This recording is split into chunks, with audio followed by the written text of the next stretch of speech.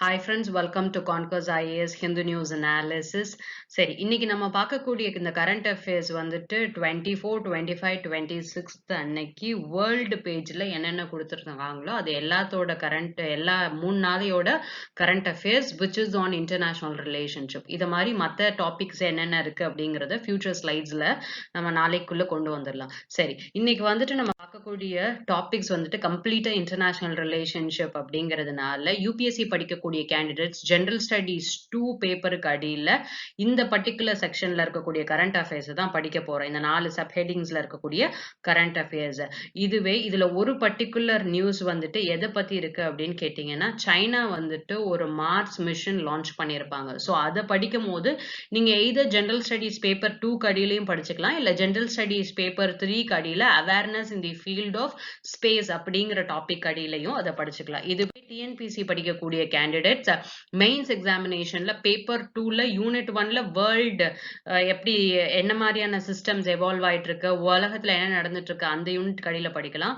இல்ல அந்த சைனாவோட அந்த டெவலப்மெண்ட்டை வந்துட்டு யூனிட் 2ல role and impact of science and technology கடியில நீங்க என்ன பண்ணலாம். இந்தியாவோட டெவலப்மெண்ட்னு கிடையாது, மற்ற நம்மளோட நெய்பரிங் கண்ட்ரீஸ் என்னென்ன மாதிரியான ப்ராஜெக்ட்ஸ் பண்றாங்க அப்படிங்கிறதையும் தெரிஞ்சு வச்சுக்கணும். சரி, நம்ம ஃபர்ஸ்ட் பார்க்கக்கூடிய ஆர்டிகிள் என்னைக்கு வந்திருந்ததுன்னா 24th ஜூலை அன்னைக்கு வந்திருந்தது. China launches ambitious Mars mission.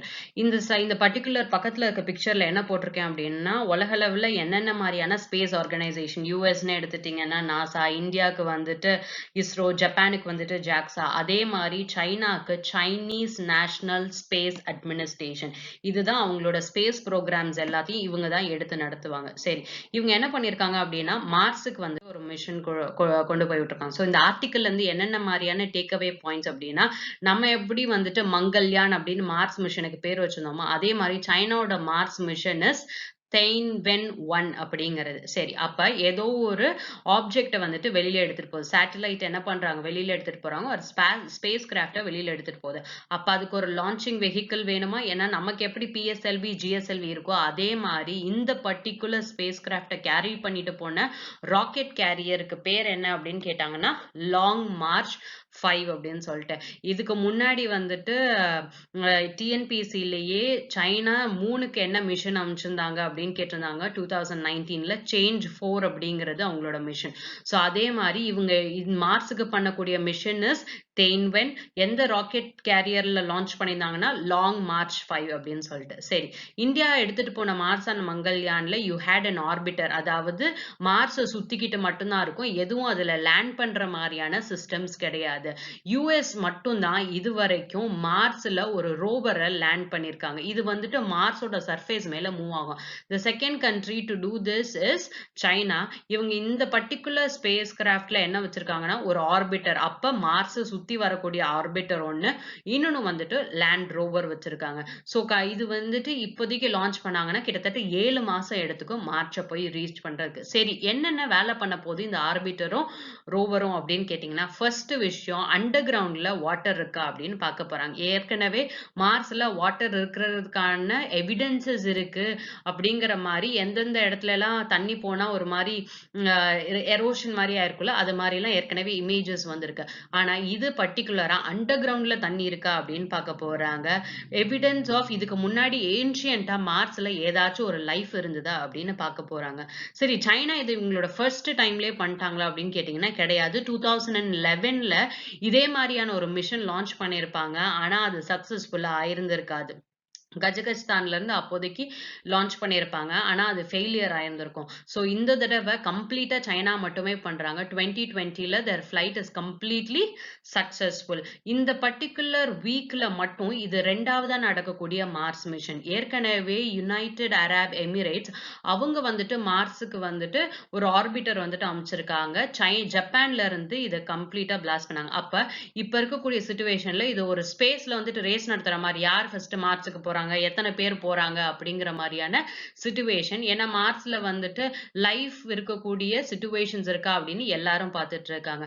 இன்னும் கொஞ்ச நாள்ல வந்துட்டு யூஎஸ் என்ன பண்ண போறாங்கன்னா பெர்சீவரன்ஸ் அப்படிங்கிற ஒரு பர்டிகுலர் மார்ஸ் ரோவர் வந்துட்டு லான்ச் பண்ண போறாங்க. மார்ஸ்க்கு ஏற்கனவே கியூரியாசிட்டி அப்படிங்கிற ஒரு ரோவரை யூஎஸ் மார்ஸ்ல லான்ச் பண்ணியிருந்தாங்க. அதே மாதிரி புதுசா இப்ப லான்ச் பண்ணக்கூடிய ரோவரோட பேரு பெர்சீவரன்ஸ். இது அதை காட்டிலும் சொபிஸ்டிகேட்டடா இருக்கும் அப்படின்னு சொல்றாங்க.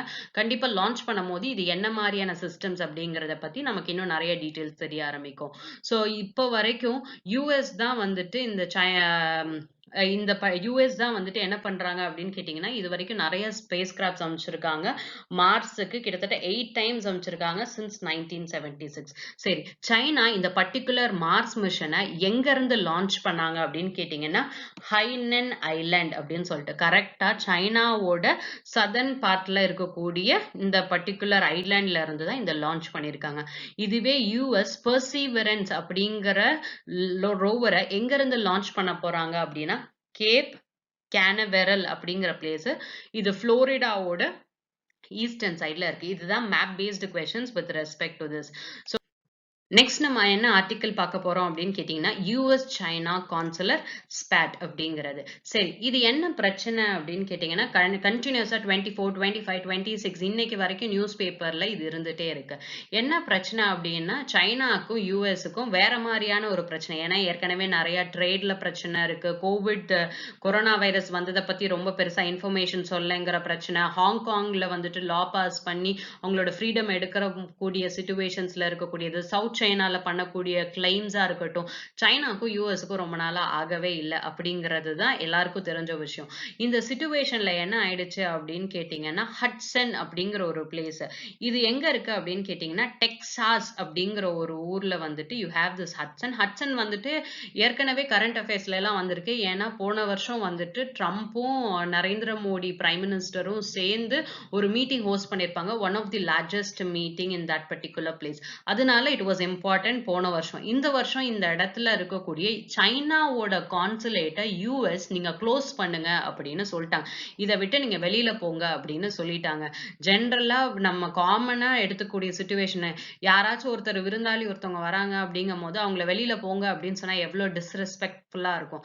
அதே மாதிரியான சிச்சுவேஷன் தான். அப்ப யுனைடெட் ஸ்டேட்ஸ்குள்ள யாரோட கான்சுலேட்ல இருக்காங்கன்னா, சைனா அவங்களோட கான்சுலேட்ல இருக்கும்போது இந்த இடத்த விட்டு நீங்க வெளியில போங்க அப்படின்னு சொன்னா சைனாக்கு இது எவ்வளவு அவமானமா இருக்கும். திஸ் லிட்டரலி கிரியேட்டட் ரொம்ப ஒரு ஆங்கர், ஒரு ஆங்ஸைட்டி, ஒரு எஸ்கலேஷன் கைண்ட் ஆஃப் சிச்சுவேஷனை கிரியேட் பண்ணிடுச்சு.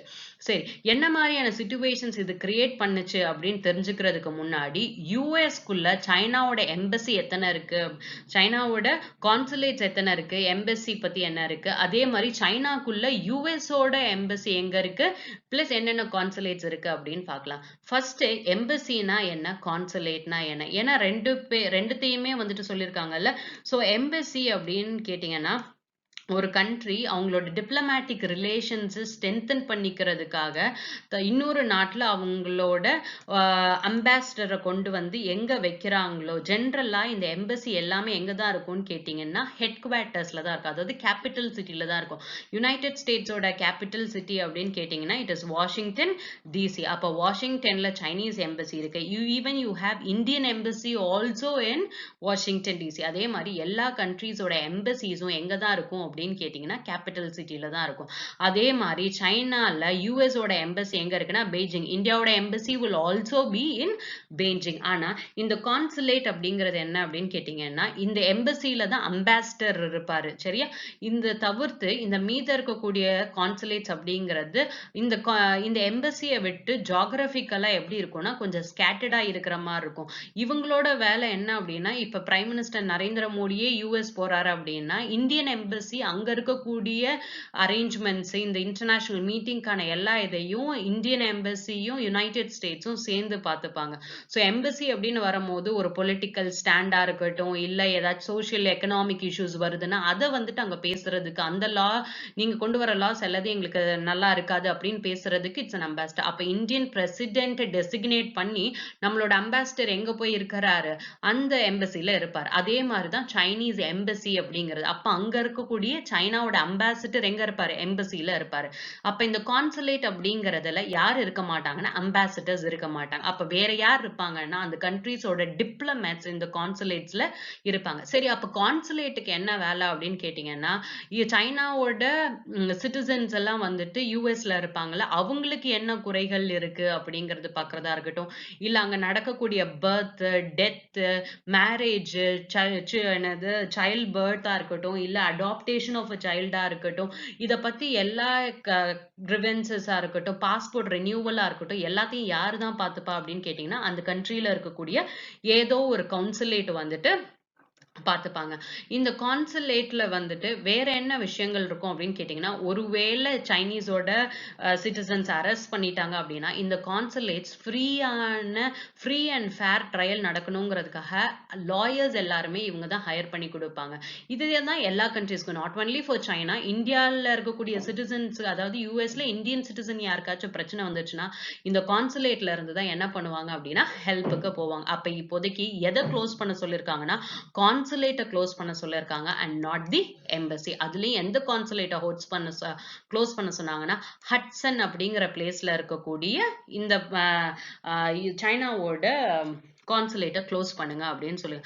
இது வந்துட்டு திடீர்னு ரொம்ப பெரிய ஷாக் ஆயிடுச்சு. எதுக்காக இது நடந்தது அப்படின்னு கேட்டீங்கன்னா, பேக்ரவுண்ட்ல வந்துட்டு ஜஸ்ட் இந்த க்ளோஸ் பண்ணுங்க அப்படின்னு சொன்னதுக்கு கொஞ்ச நாளைக்கு முன்னாடி இந்த ஹட்சன் அப்படிங்கிற பிளேஸ்ல சைனாவோட கான்சுலேட்ல நிறைய பேப்பர்ஸ் எரிச்சு ஸ்மோக் வந்துட்டு நிறைய வருது அப்படின்னு அங்க இருக்கக்கூடிய பப்ளிக் வந்துட்டு ஹட்சனோட போலீஸுக்கும் ஃபயர் எஸ்டிங்விஷிங் சர்வீசஸுக்கும் கால் பண்ணி சொல்லியிருக்காங்க.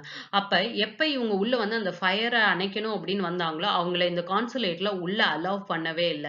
சரி, அப்ப உள்ள என்னென்ன மாதிரியான சிஸ்டம்ஸ் இருக்கு, இதை எல்லாத்தையும் நாங்க மேனேஜ் பண்ணணும்ங்கும் போது கம்ப்ளீட்டா entry was prohibited to the US ஓட police of Hudson and fire எஸ்டிங்விஷருக்கு கம்ப்ளீட்லி ப்ரோஹிபிட்டட். அப்ப இது பண்ணும் போது என்ன ஆயிடுச்சு அப்படின்னு கேட்டீங்கன்னா, சரி அப்ப இவங்க ஏதோ தப்பு பண்றாங்க இந்த இடத்துல அப்படின்னு சொல்லி அமெரிக்கா என்ன மாதிரி அலிகேஷன்ஸ் வைக்கிறாங்கன்னா, எங்களை ஏன் உள்ள விடாம போயிட்டாங்க, அப்ப ஏதோ ஒரு பிரச்சனை வந்துட்டு இதுக்குள்ள இருக்கு அப்படின்னு சொல்லிட்டு. நிஜமாலே இந்த அலிகேஷன்ஸ் ட்ரூவா அப்படிங்கிறதும் நமக்கு தெரியாது. ஏன்னா இது மைட் பி ட்ரம்ப் இப்போதைய அவரோட எலெக்ஷன் சிச்சுவேஷன்ஸ்ல அவருக்கு இருக்கக்கூடிய பேர் வந்துட்டு ரொம்ப கெட்டு போயிடுச்சு. ஏன்னா கோவிட் சிச்சுவேஷன் அவர் ஒழுங்கா ஹேண்டில் பண்ணவே இல்லை அப்படிங்கிறது பிரச்சனையா இருக்கட்டும், இல்ல கருப்பர்களை வந்துட்டு கொலை பண்ணதுல anti racism kind of aspects வந்ததா இருக்கட்டும், சைனாக்கும் யூஎஸ்க்கும் ஏற்கனவே வந்துட்டு நிறைய பிரச்சனை இருக்கு அப்படிங்கிற சிச்சுவேஷன், யூஎஸோட எக்கனாமி அவங்க எதிர்பார்த்த அளவுக்கு பெர்ஃபார்ம் பண்ணலையா இருக்கட்டும். ஸோ எல்லா இடத்துலையுமே யாருக்கு ப்ரெஷர் ஜாஸ்தியா இருக்குன்னா ட்ரம்ப்புக்கு ப்ரெஷர் ஜாஸ்தியா இருக்கு. அப்ப இதுக்கு எல்லாத்துக்கும் காரணம் யார் தான் அப்படின்னு சொல்றோம் அப்படின்னா சைனா அப்படின்னு சொன்னா நமக்கு ஏதோ ஒரு பொலிட்டிக்கல் இதுல நமக்கு கொஞ்சம் பாசிட்டிவா இருக்குமே அப்படிங்கிற மாதிரி ஃபுல் பழியும் யார் மேல போடுறாங்க அப்படின்னு சொல்றாங்கன்னா சைனா மேல போடுறாரு அப்படின்னு சைனா சொல்லிக்கிட்டு இருக்காங்க.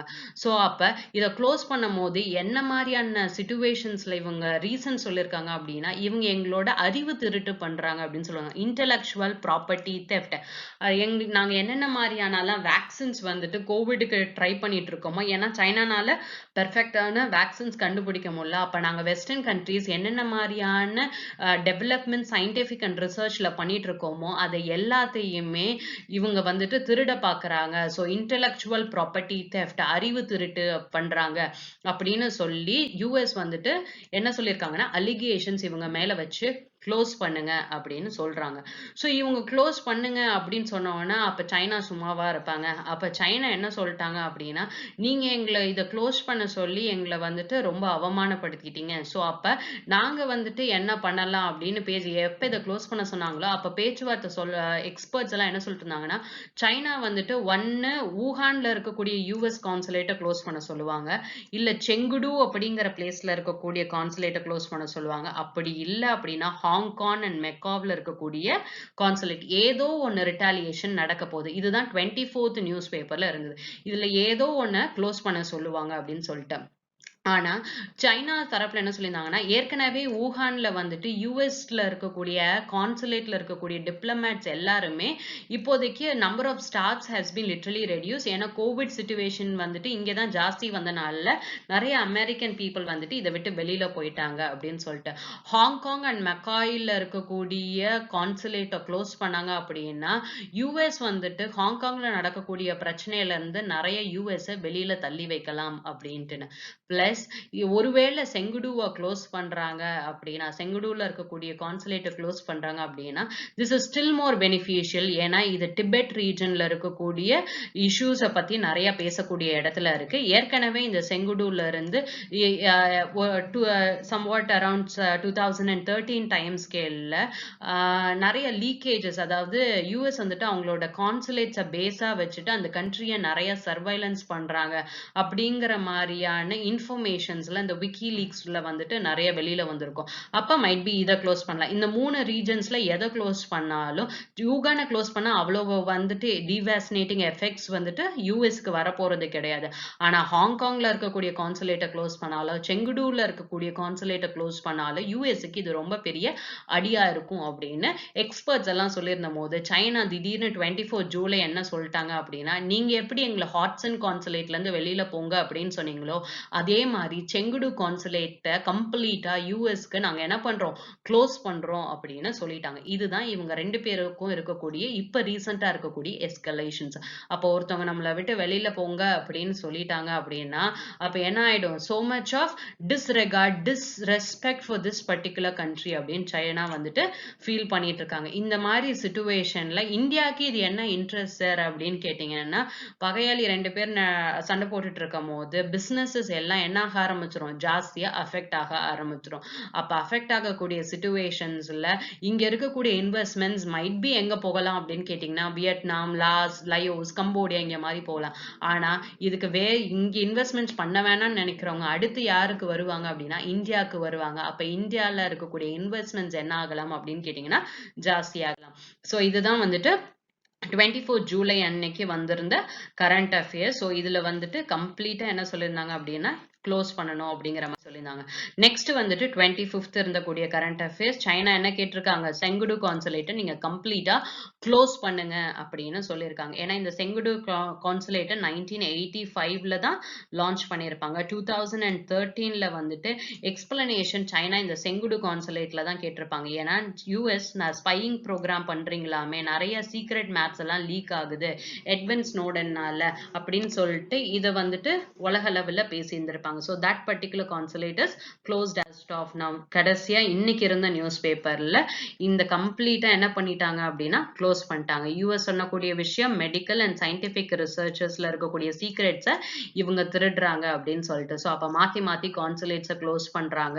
ஸோ இது என்ன மாதிரியான எஸ்கலேஷன்ஸ் வரும்னு தெரியாது. So it's completely did for dot. நீங்க பண்ணீங்கன்னா நாங்க அதுக்கு ரிப்பர்கஷன்ஸ் பண்ணுவோம் அப்படின்னு. அப்ப யூஎஸ் அண்ட் சைனாக்குள்ள இருக்கக்கூடிய ரிலேஷன்ஷிப் இப்ப ரொம்பவே என்ன மாதிரியான சிச்சுவேஷன்ல இருக்குன்னா, ரொம்ப மோசமான சிச்சுவேஷன்ல, கோல்டு வார் கைண்ட் ஆஃப் சிச்சுவேஷன்ஸ்ல எரப்ட் ஆயிட்டு இருக்கு. ஸோ அப்ப சைனா இந்த மாதிரி சிச்சுவேஷன்ஸ்ல ரைஸ் ஆகுறாங்க அப்படின்னா கூட நிறைய சேலஞ்சஸோட தான் ரைஸ் ஆகுற மாதிரி இருக்கக்கூடிய சிச்சுவேஷன்ஸ். இந்த நெக்ஸ்ட் ஆர்டிக்கல் என்ன அப்படின்னு கேட்டீங்கன்னா, யூஎஸ்க்கும் சைனாக்கும் பிரச்சனை நடந்துட்டு இருக்கக்கூடிய சிச்சுவேஷன்ல ரஷ்யா என்ன பண்ணிருக்காங்க அப்படின்னா ஒரு வெப்பனை வந்துட்டு டெஸ்ட் பண்ணிருக்காங்க ஸ்பேஸ்ல. ஸோ இதுக்கு வந்துட்டு யூஎஸும் யூகேவும் வந்துட்டு ரஷ்யாவுக்கு அகெயின்ஸ்டா ஸ்டேட்மெண்ட் சொல்லியிருக்காங்க. ரஷ்யா என்ன பண்ணாங்க அப்படின்னு கேட்டீங்கன்னா ஒரு ஆன்டி சேட்டலைட் வெப்பனை வந்துட்டு டெஸ்ட் ஃபயர் பண்ணியிருக்காங்க. இது என்ன ஆன்டி சேட்டலைட் வெப்பன்னா, மேல ஸ்பேஸ்ல சேட்டலைட்ஸ் இருக்குமா, அந்த சேட்டலைட்ஸை ஒரு லான்ச் பண்ணி வெப்பன் லான்ச் பண்ணி அந்த சேட்டலைட்டை உடைக்கிறதுக்கு பேர் தான் ஆன்டி சேட்டலைட் வெப்பன் லான்ச். ஜென்ரலா இப்போ வரைக்கும் ஸ்பேஸை வந்துட்டு பீஸ்ஃபுல் மீன்ஸ்க்கு மட்டும்தான் யூஸ் பண்ணும் அப்படிங்கிறது தான் வேர்ல்ட் நேஷன்ஸ் அக்செப்ட் பண்ணிட்டு இருக்குது. ஆனா சேட்டலைட்ஸ்ல இருந்தும் லான்ச் பண்ணலாங்கிற மாதிரியான ஃபெசிலிட்டிஸ்லாம் வர ஆரம்பிச்சிருச்சு.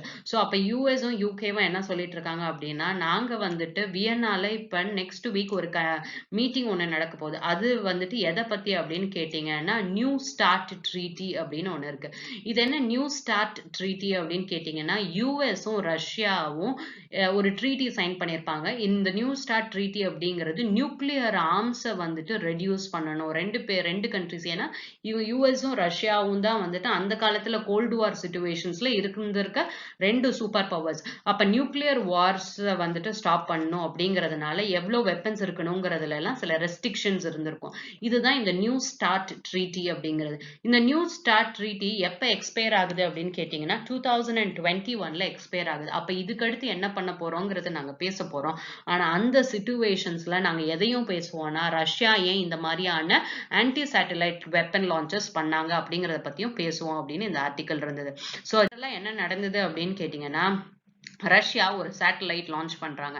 எதுல லான்ச் பண்றாங்கன்னா, சோயூ ராக்கெட் அப்படிங்கிறதுல வந்துட்டு லான்ச் பண்றாங்க. இது லான்ச் பண்ணதுக்கு அப்புறம் கொஞ்ச நாள்ல என்ன ஆகுது அப்படின்னு கேட்டீங்கன்னா, ஒரு இந்த சேட்டலைட் வந்துட்டு ஆர்பிட்டுக்குள்ள போயிட்டு, அந்த சேட்டலைட் லான்ச் பண்ணும்போது அதுல இருந்தக்கூடிய அந்த ராக்கெட் லான்ச்ல இருந்தக்கூடிய சேட்டலைட் என்ன அப்படின்னு கேட்டீங்கன்னா, காஸ்மோஸ் 2542 அப்படின்னு சொல்றது.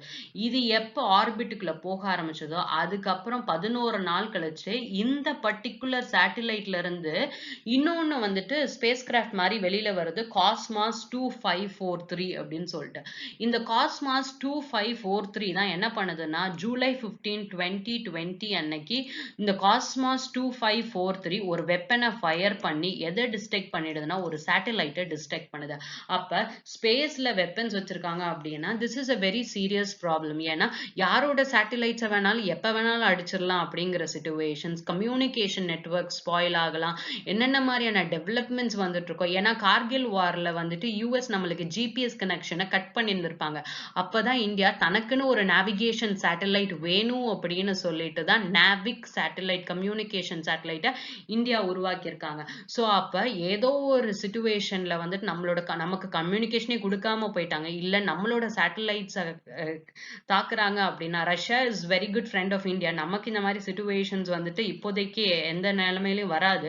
பட் ஆனா இது ஒரு வார் கைண்ட் ஆஃப் சிச்சுவேஷன். ஸ்பேஸ்ல என்ன பண்ண ஆரம்பிச்சிடும், நடக்க ஆரம்பிச்சிடும், which is not good for the space as well as for the ஏன்னா பிரேக் டவுன் ஆகி எங்க தான் வரும், கீழே தான் விழும் அப்படிங்கிறது. நெக்ஸ்ட் நம்ம பார்க்கக்கூடிய article, India Sri Lanka seek to reset it times in the times of polls and pandemic அப்படின்னு சொல்லிட்டு. சரி, இது எதை பத்தின ஆர்டிகல் அப்படின்னு கேட்டீங்கன்னா, ஒரு அனாலிசிஸ் மாதிரி பண்ணியிருக்காங்க. இப்போதைக்கு இந்தியாவுக்கும் ஸ்ரீலங்காவுக்கும் ரிலேஷன்ஷிப் எப்படி இருக்கு, ஸ்ரீலங்காவை இந்தியா எப்படி பாக்குறாங்க, ஸ்ரீலங்கா தன்னை எப்படி பார்க்கணும்னு விரும்புறாங்க அப்படிங்கறத பத்தின ஆர்டிகல் இது. சரி, ஸ்ரீலங்கா வந்துட்டு நமக்கு ரொம்ப க்ளோஸான பார்ட்னர்ஸ். நான் என்ன நம்மளோட க்ளோஸ் டெரிட்டோரி ஜியோகிராபிக்கலா நமக்கு ரொம்ப க்ளோஸா இருக்காங்க. சோ இப்ப நடந்த இந்தியா சைனாவோட ஸ்டாண்ட் ஆஃப் வந்துட்டு எப்படி மத்த நாடுகள்லாம் இது எப்படி போக போகுது அப்படின்னு பார்த்தாங்களோ, அதே மாதிரி சைனாவும் என்ன பண்ணிருக்காங்க அப்படின்னா, இந்த ரெண்டு பேருக்கும் நடுவில் இருக்கக்கூடிய டென்ஷன்ஸை வந்துட்டு ரொம்ப க்ளோஸா பார்த்து, இன்னும் ரொம்ப சிம்பிளான எக்ஸாம்பிள், நம்ம வீட்டுல நடக்கிற எக்ஸாம்பிள் சொல்லணும் அப்படின்னா, அப்பாவும் பையனும் சண்டை போட்டுக்கிறாங்கன்னா அம்மாக்கு வந்துட்டு யார் பக்கம் பேசுறதுன்னே ஒரு திணறல் இருந்துகிட்டே இருக்கும்ல. ஏன்னா ரெண்டு பேருமே அவங்களுக்கு என்ன முக்கியம். அதே மாதிரி ஸ்ரீலங்காக்கு இந்தியாவும் முக்கியம், சைனாவும் முக்கியம். சோ அப்ப யாரு இதுல ஹர்ட் ஆகுறாங்க அப்படின்னாலும் அது சைனாக்கு என்ன பிரச்சனை அப்படிங்கறதுனால ஸ்ரீலங்காக்கு இது பிரச்சனை அப்படிங்கறதுனால ஸ்ரீலங்கா வாஸ் க்ளோஸ்லி வாட்சிங் on to this particular tension. ஆனா இந்த டென்ஷன்ல என்ன ஆயிடுச்சு அப்படின்னு கேட்டீங்கன்னா, இவங்க எந்த ஒரு ஸ்டேட்மெண்ட்ஸுமே யாருக்கு அகேன்ஸ்டாவும் விடவே இல்லை. ஆனா இந்தியாவுக்கும் ஸ்ரீலங்காவுக்கும் இருக்கக்கூடிய ரிலேஷன்ஷிப்ல இப்போதைக்கு நிறைய எக்ஸ்பர்ட்ஸ் என்ன சொல்றாங்கன்னா, ஸ்ரீலங்கா சைனாக்கு அலைன் ஆற மாதிரி இருக்கு. இது எதெல்லாம் பேஸா வச்சு சொல்றாங்கன்னா, இயர்லி ஜூன்ல நம்ம ஏற்கனவே இந்த கரண்ட் அஃபேர்ஸ் பத்தி பார்த்திருந்தோம். ஈஸ்டர்ன் கண்டெய்னர் டெர்மினல் ப்ராஜெக்ட் அப்படிங்கிற ஒரு ப்ராஜெக்ட் கொலம்பூல ஈஸ்டர்ன் கண்டெய்னர் டெர்மினல் ப்ராஜெக்டை இந்த கண்டெய்னர் டெர்மினலை டெவலப் பண்ணும் அப்படின்னு சொல்லிட்டு 2019ல ஸ்ரீலங்கா, இந்தியா, ஜப்பான் இந்த 3 கண்ட்ரீஸும் சேர்த்து நாங்க 3 பேரும் ஜாயிண்டா வந்துட்டு டெவலப் பண்றோம் அப்படின்னு சொல்லியிருந்தாங்க. ஆனா ஏற்கனவே ஹம்பன்டோட்டா போர்ட் சைனா தான் டெவலப் பண்ணிட்டு இருக்காங்க. அதுல ஸ்டேக்கும் சைனா தான் ஜாஸ்தி வச்சிருக்காங்க. கிட்டத்தட்ட 70% of the stake in Hambantota port யார்கிட்ட இருக்கு அப்படின்னு கேட்டீங்கன்னா சைனா கிட்ட இருக்கு. அப்ப இந்த மாதிரி நீங்க நிறைய ப்ராஜெக்ட்ஸை வெளி கண்ட்ரீஸ்க்கு கொடுக்குறீங்க அப்படிங்கும் போது கண்ட்ரியோட நேஷனல் அசெட் அஃபெக்ட் ஆகுதுன்னு சொல்லி நிறைய யூனியன்ஸும் அப்போசிஷன் பார்ட்டிஸும் ஸ்ரீலங்கா கவர்மெண்ட்டுக்கு அகேன்ஸ்டா வாய்ஸஸ் வந்துட்டு ரைஸ் பண்ணியிருப்பாங்க. ஆனா இந்த ப்ராஜெக்டை பொறுத்த வரைக்கும் என்ன அப்படின்னு கேட்டீங்கன்னா, ஸ்ரீலங்கன் போர்ட் அத்தாரிட்டி கிட்ட தான் 100% ஓனர்ஷிப் இருக்க போகுது. ஓனர்ஷிப் அவங்க இது பண்ண போறது கிடையாது. Only development is going to happen. Plus இந்த மாதிரியான சிச்சுவேஷன்ல 2019ல போட்டக்கூடிய அக்ரிமெண்ட்டே நிறைய டாக்ஸுக்கு அப்புறம் தான் பண்ணியிருப்பாங்க. ஆனா இப்போதைக்கு ராஜபக்சே கவர்மெண்ட் இதை இன்னும் நாங்க டிசைட் பண்ணி முடிக்கலன்னு சொன்னதுக்கான ரீசன், ஏன்னா உள்ள கண்ட்ரிக்குள்ளேயே நிறைய அப்போசிஷன் வர ஆரம்பிச்சிச்சு. பிளஸ் அடுத்து August 5 வந்துட்டு they are planning for elections in Sri Lanka. அப்ப இந்த ஜெனரல் எலெக்ஷன்ஸ்ல தனக்கு நிறைய ஓட்டு வரணும்னா அங்க இருக்கக்கூடிய சிச்சுவேஷனுக்கு சப்போர்ட் பண்ணுங்கிறது. சோ அதனால ஏன்னா இந்த ஒரு தடவை நடக்கக்கூடிய எலெக்ஷன்ஸ்ல ராஜபக்சே கவர்மெண்ட் வந்துட்டு 2/3 மெஜாரிட்டியோட எலெக்ஷன்ஸ் வின் பண்ணணும் அப்படின்னு சொல்லிட்டு இருக்காங்க. சோ அப்ப இந்தியாவுக்கு இருக்கக்கூடிய ஒரு ப்ராஜெக்டை இப்போதைக்கு என்ன பண்ணி வச்சிருக்காங்க, ஒரு மாதிரி ஸ்டே பண்ணி வச்சிருக்காங்க அப்படிங்கிற மாதிரி. ஆனா இதே சிச்சுவேஷன்ல தான் ஸ்ரீலங்கா நம்ம கிட்டத்தட்ட $960 மில்லியன் வந்துட்டு நான் கடன் ஸ்ரீலங்கா இந்தியாவுக்கு திருப்பி கொடுக்கணும். ஆனா இப்ப இருக்கக்கூடிய சிச்சுவேஷன்ஸ்ல எப்படி மொரட்டரியம், அதாவது உங்க சிட்டிசன்ஸ்க்கு நீங்க இன்ட்ரெஸ்ட் கட்ட வேணாம் அப்படின்னு சொல்றீங்களோ அதே மாதிரி எங்களுக்கு இந்த டெப்டை கொஞ்ச நாளைக்கு ஃப்ரீஸ் பண்ணுங்க, எங்களால இப்ப கட்ட முடியாது. அப்படி இல்லையா கரன்சி ஸ்வாப் வந்துட்டு பண்ணிக்கலாம் பைலேட்ரல் அக்ரிமெண்ட் மூலியமா அப்படின்னு சொல்லியிருந்தாங்க. சோ அப்ப ஏற்கனவே நமக்கு ஒரு ப்ராஜெக்ட் கட் பண்ணிருக்காங்க. ஆனா இந்த சிச்சுவேஷன்ஸ்ல இந்த மாதிரி ஒரு சிச்சுவேஷன் வந்துட்டு ரைஸ் ஆயிடுச்சு. அப்ப இந்தியா இவங்களுக்கு வந்துட்டு ஹெல்ப் பண்ணி ஆகணும் அப்படிங்கிற மாதிரியான சிச்சுவேஷன். ஆனா இந்தியா வந்துட்டு ஸ்ரீலங்காவோட இருக்கக்கூடிய ரிலேஷன்ஷிப்ல சில மாறுதல்கள்லாம் கொஞ்ச நாளா நடந்துட்டு வந்துட்டே இருக்கு. ஏன் அப்படின்னு கேட்டீங்கன்னா, எப்பயுமே ஸ்ரீலங்கால பிரசிடென்ட் வின் பண்ணாலும் சரி, பிரைம் மினிஸ்டர் புதுசா வந்தாலும் சரி, இந்தியாவுக்கு வந்துட்டு சாமி கும்பிட்டுட்டு போகக்கூடிய வழக்கம் இருக்கும். ஆனா 2019ல நடந்த எலெக்ஷன்ஸ்ல புதுசா எலெக்ட் ஆன பிரசிடென்ட் கோபட்சே ராஜபக்சேவை வந்துட்டு யாருதான் போய் பார்த்தாங்க அப்படின்னு கேட்டீங்கன்னா, இந்தியாவோட எக்ஸ்டர்னல் அஃபேர்ஸ் மினிஸ்டர் ஜெய்சங்கர். அப்ப இந்தியாவுக்கு வந்துட்டு இவங்க வந்துட்டு ரொம்ப கொஞ்சம் இப்போதைக்கு முக்கியமான இடத்துல இருக்காங்க. ஏன்னா சைனாவை எப்படியும் கவுண்டர் பண்ணும் அப்படிங்கிற மைண்ட் செட்ல இந்தியாவுக்கு Sri Lanka is very vital. Plus prime minister Narendra Modi வந்துட்டு 400 மில்லியன் லைன் ஆஃப் கிரெடிட்ஸ் வந்துட்டு ஸ்ரீலங்கா கொடுத்து. இந்த லைன் ஆஃப் கிரெடிட்ஸ்னா ஒரு மாதிரி சாஃப்ட் லோன் மாதிரி, இன்ட்ரெஸ்ட் வந்துட்டு ரொம்ப கம்மியா இருக்கும், நீங்க பே பண்ணக்கூடிய டைம் பீரியட் வந்துட்டு ரொம்ப ஜாஸ்தியா இருக்கும். சோ இந்த மாதிரி பண்றதுனால இந்தியா ப்ரோஆக்டிவான ஒரு ரிலேஷன்ஷிப்பை பில்ட் பண்ணிட்டு இருக்காங்க.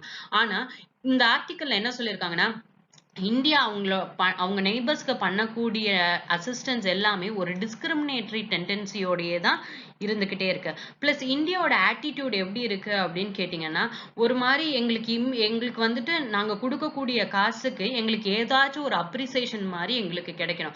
அந்த அப்ரிசியேஷன் எதை பேஸ் பண்ணிருக்கும்னா, எங்களோட ரீஜனல் செக்யூரிட்டி கன்சர்ன்ஸை பேஸ் பண்ணி இருக்கணும் அப்படிங்கிற மாதிரி சில டிஸ்கிரிமினன்சி மேட்டர்ஸா இது பண்றாங்க. அப்ப இந்தியா எதெல்லாம் ஸ்ரீலங்காக்கு பண்றாங்களோ அது எல்லாத்தையுமே எதோட நோக்கத்துல பாக்குறாங்கன்னா, இந்தியாவுக்கும் சைனாக்கும் என்ன மாதிரி கிளாஷஸ் இருக்கு அப்படின்னு பாக்குறாங்க.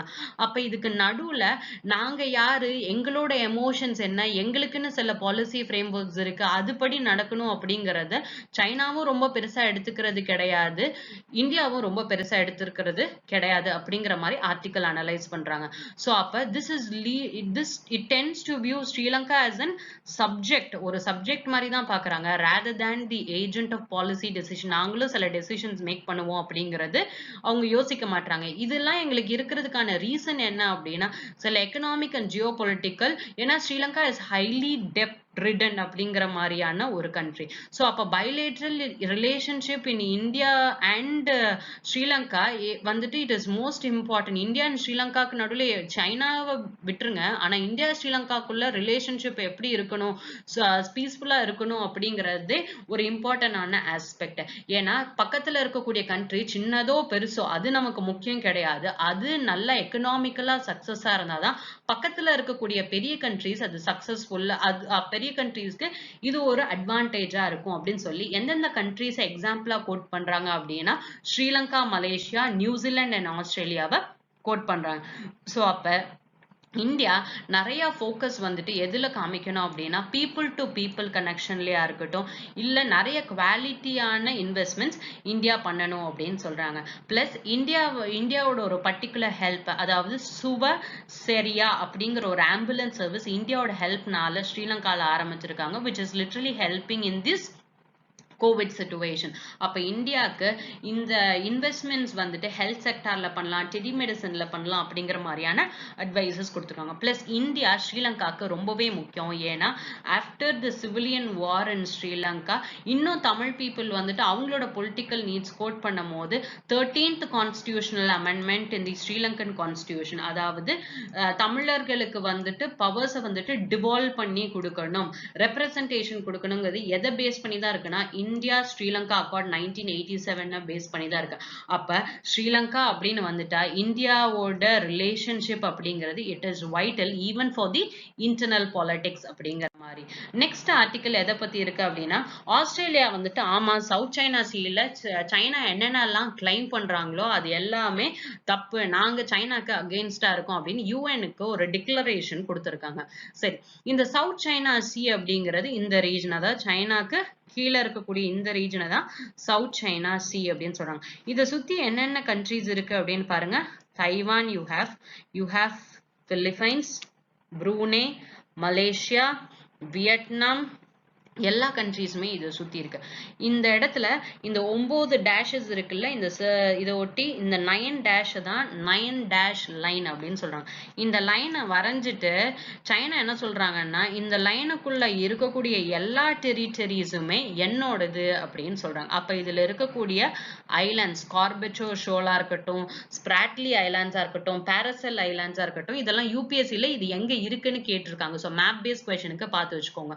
ஸோ அப்ப இந்த ஐலாண்ட்ஸ் எல்லாமே எங்களோடது அப்படின்னு சொல்றாங்க. ஆனா ஒரு பாயிண்ட் ஆஃப் டைம்ல பிலிப்பைன்ஸ் பெர்மனன்ட் கோர்ட் ஆஃப் ஆர்பிட்ரேஷனுக்கு போய் இந்த Scarborough shoal it is very close to Philippines, அதனால திஸ் பிலாங்ஸ் டு பிலிப்பைன்ஸ் அப்படின்னு permanent court of arbitration judgment கொடுத்துட்டாங்க. ஸோ அப்ப இந்த சவுத் சைனா சி டிஸ்பியூட் பண்ணி தனியா வேணா ஒரு ஸ்லைட் போடலாம், ஐ மீன் தனியா ஒரு செஷனே கூட இதை பத்தி சொல்லலாம். ஸோ இப்போதைக்கு பிரச்சனைனா இந்த இடத்துல சைனா டெரிட்டரிஸ் கிளைம் பண்றாங்க. இந்த சைனா டெரிட்டரிஸ் கிளைம் பண்றதுனால ஒரு டென்ஷன் நிலவிக்கிட்டே இருக்கு இங்க இருக்கக்கூடிய எல்லா கண்ட்ரீஸ்ல. You will have Indonesia over here. இருக்கிறதுலே ஓரளவு நல்ல எக்கனாமிக்கலி டெவலப்ட் அப்படின்னு கேட்டீங்கன்னா இந்தோனேஷியா தான். இந்த டெரிட்டரிஸ் தவிர்த்து சைனாவே என்ன பண்ணிட்டு இருக்காங்கன்னா, நிறைய ஆர்டிபிஷியல் ஐலாண்ட்ஸ் கிரியேட் பண்ணி அதுல அவங்களோட ஆர்ம்டு ஃபோர்ஸஸை வந்துட்டு பிளேஸ் பண்ணிட்டு இருக்காங்க. ஸோ அப்போ இந்த இடத்துல டென்ஷன்ஸ் வந்துட்டு ரொம்ப ஜாஸ்தியா இருந்துட்டே இருக்கு. ஸோ இந்த சிச்சுவேஷன்ல ஆஸ்திரேலியா என்ன சொல்லியிருக்காங்கன்னா, நாங்க கம்ப்ளீட்டா சைனா என்னென்ன மாதிரியான டெரிட்டோரியல் கிளைம், மேரிடைம் கிளைம்ஸ் இந்த சவுத் சைனால வைக்கிறாங்களோ எல்லாத்தையுமே நாங்க ரிஜெக்ட் பண்றோம் அப்படின்னு சொல்லியிருக்காங்க. ஏன்னா இவங்களுக்கு ஒரு லீகல் பேசிஸே கிடையவே கிடையாது. இவங்க வந்துட்டு சொல்லிட்டு இருக்காங்க, அந்த காலத்துல இருந்த சின்ஸ் 1940s அதுக்கு முன்னாடி இருந்த ஹுன் டைனாஸ்டில இருந்து இந்த பர்டிகுலர் ரீஜன் எங்களோடது அப்படின்னு சொல்றாங்க. ஆனா இதை சொல்றதுக்கு எந்த மாதிரியான லீகல் பேசிஸும் கிடையாது. பிளஸ் இவங்க என்ன பண்ணிட்டு இருக்காங்க அப்படின்னா, நிறைய ஆர்டிபிஷியல் ஐலாண்ட்ஸ் வந்துட்டு கட்டிக்கிட்டே இருக்காங்கன்னு சொல்றாங்க.